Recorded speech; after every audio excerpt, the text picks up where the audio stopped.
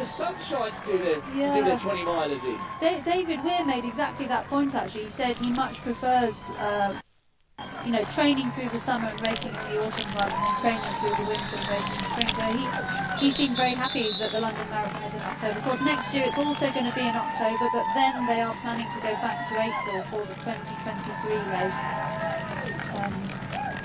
So we've got an absolutely packed schedule. All the World Marathon majors. Tokyo has been cancelled this year, or rather postponed, but all the others happening in the autumn. And the World Marathon Majors series is still going.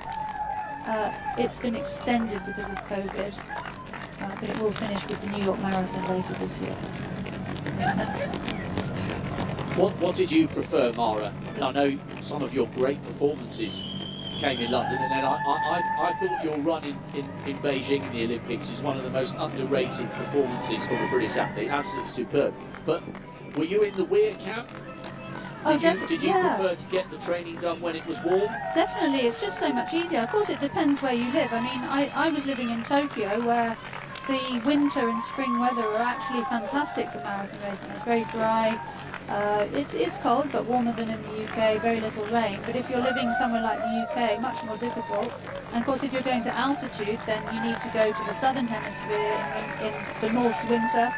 Or I used to go to Albuquerque in New Mexico in March, April time, because it's a desert but high altitude, so very dry. And of course, in somewhere like Kenya, where these leading athletes will be training, that's on the equator, so much more, sort of standard weather all year round, if I can put it like that. Not really a summer and winter.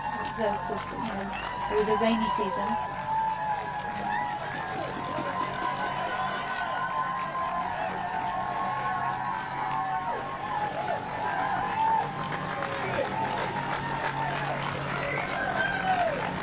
Just fantastic to see these images and to hear the emotion and the involvement of the crowd.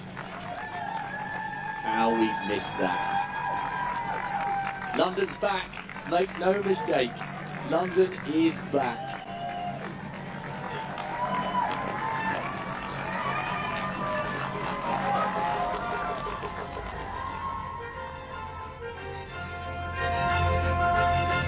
A reminder, if you're just joining us, ever so slightly downhill for the first 3 miles, a chance to run past Charlton Athletic, Cutty Sark at about 6.5. Then they begin